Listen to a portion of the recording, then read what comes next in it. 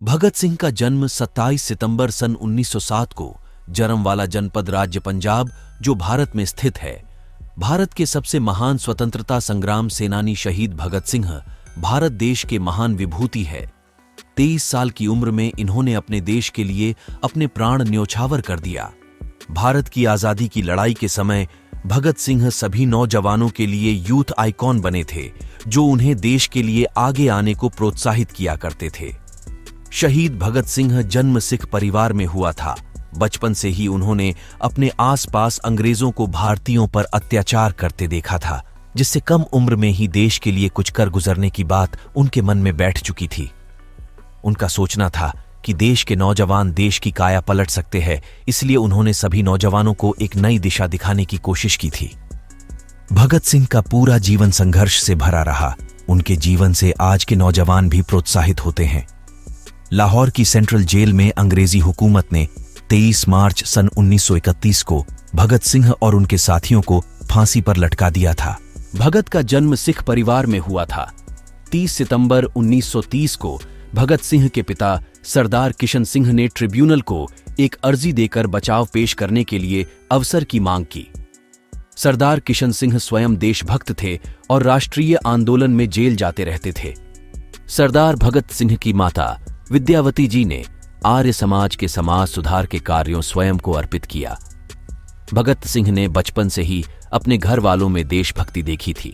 इनके चाचा अजित सिंह बहुत बड़े स्वतंत्रता संग्राम सेनानी थे, जिन्होंने भारतीय देशभक्ति एसोसिएशन भी बनाई थी। इसमें उनके साथ सैयद हैदर रजा थे। अजित सिंह के खिलाफ 22 केस दर्ज थे, जिससे बचने के लिए उन्हें ईरान जाना पड़ा था। भगत के पिता ने उनका दाखिला दयानंद एंग्लो वैदिक हाई स्कूल में कराया था। साल 1919 में जलियांवाला बाग हत्याकांड से भगत सिंह बहुत दुखी होते और महात्मा गांधी द्वारा चलाए गए आंदोलन का उन्होंने खुलकर सहयोग किया था। भगत सिंह खुलेआम अंग्रेजों को ललकारा करते थे। गांधी जी के कहे अनुसार ब्रिटिश बुक्स को जला दिया करते थे। चौरी चौरा हत्याकांड में हुई हिंसात्मक गतिविधि के चलते गांधी जी ने आंदोलन बंद कर दिया था, जिसके बाद भगत सिंह उनके फैसले से खुश नहीं थे और उन्होंने गांधी जी की अहिंसावादी बातों को छोड़ दूसरी पार्टी ज्वाइन करने की सोची। भगत सिंह लाहौर के नेशनल कॉलेज से बीए कर रहे थे।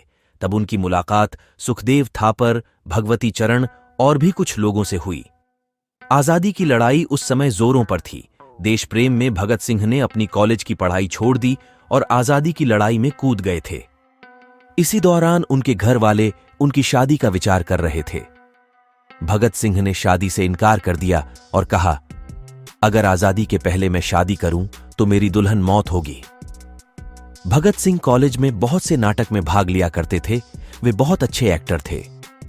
उनके नाटक राइटर देशभक्ति से परिपूर्ण होती थी, जिसमें वे कॉलेज के नौजवानों को आजादी के लिए आगे आने को प्रोत्साहित करते थे, साथ ही अंग्रेजों को नीचा दिखाया करते थे। भगत सिंह बहुत मस्त मौला इंसान थे। उन्हें लिखने का भी बहुत शौक था। कॉलेज में उन्हें कहानी में भी बहुत से प्राइज मिले थे। भगत सिंह ने सबसे पहले नौजवान भारत सभा ज्वाइन की थी। जब उन्होंने अपने घर वालों को विश्वास दिला दिया कि वे अब उनकी शादी का नहीं सोचेंगे, तब भगत सिंह अपने घर लाहौर लौट आए।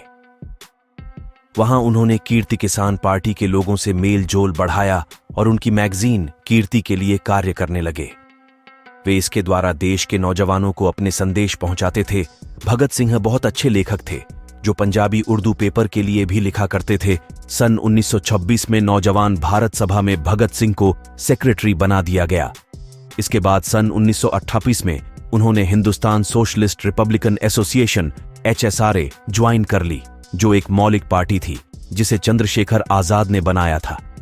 पूरी पार्टी ने साथ में मिलकर 30 अक्टूबर 1928 को भारत में आए साइमन कमीशन का विरोध किया, जिसमें उनके साथ लाला लाजपत राय भी थे, जिन्होंने साइमन वापस जाओ का नारा लगाते हुए वे लोग लाहौर रेलवे स्टेशन में ही खड़े रहे, जिसके बाद वहां लाठी चार्ज कर दिया गया, जिसमें लालाजी बुरी तरह घायल हुए और फिर उनकी मृत्यु हो गई। लालाजी की मृत्यु से आघात भगत सिंह अब उनकी पार्टी ने अंग्रेजों से बदला लेने की ठानी और लालाजी की मौत के लिए जिम्मेदार ऑफिसर स्कॉट को मारने का प्लान बनाया, लेकिन गलती से उन्होंने असिस्टेंट पुलिस सौंदेर्स को मार डाला। अपने आप को बचाने के लिए भगत सिंह तुरंत लाहौर से भाग निकले, लेकिन ब्रिटिश सरकार ने उनको ढूंढने के लिए चारों तरह जाल बिछा दिया। भगत सिंह ने अपने आप को बचाने के लिए अपनी हुलिया बदल डाली, जो कि उनके सामाजिक धार्मिकता के खिलाफ है। लेकिन उस समय भगत सिंह को देश के आगे कुछ भी नहीं दिखाई देता था।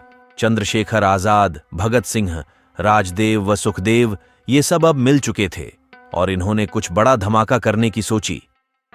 भगत सिंह कहते थे अंग्रेज बहरे हो गए, उन्हें ऊंचा सुनाई देता है, जिसके लिए बड़ा धमाका जरूरी है। इस बार उन्होंने फैसला किया कि वे लोग कमजोर की तरह भागेंगे नहीं, बल्कि अपने आप को पुलिस के हवाले करेंगे, जिससे देशवासियों को सही संदेश पहुंचे सके। दिसंबर सन 1929 को भगत सिंह ने अपने साथी बटुकेश्वर दत्त के साथ मिलकर ब्रिटिश सरकार की असेंबली हॉल में बम ब्लास्ट किया, जो सिर्फ आवाज करने वाला था, जिसे खाली स्थान में फेंका गया था। इसके साथ ही उन्होंने इनकलाब जिंदाबाद के नारे लगाए और पर्चे बांटे।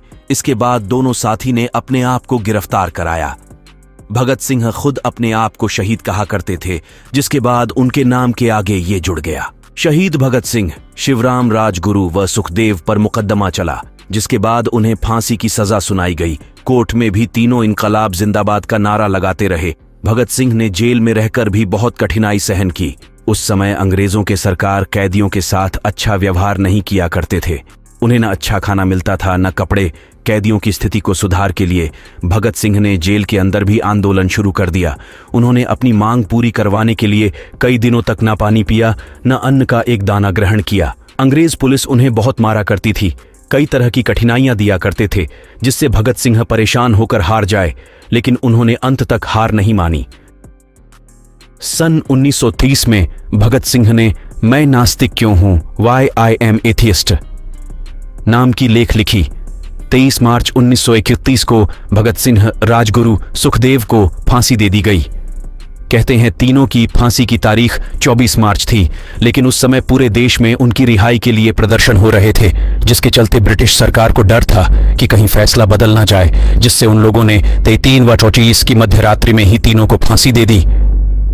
हर साल शहीद भगत सिंह, शिवराम राजगुरु और सुखदेव थापर के बलिदान को याद करते हुए शहीद दिवस मनाया जाता है।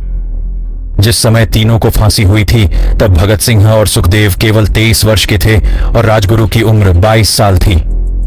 तीनों देशभक्त भारत की स्वतंत्रता के लिए अपनी जिंदगी कुर्बान कर दी, जो देश के युवाओं को देशभक्ति का उत्तेजना का स्रोत है।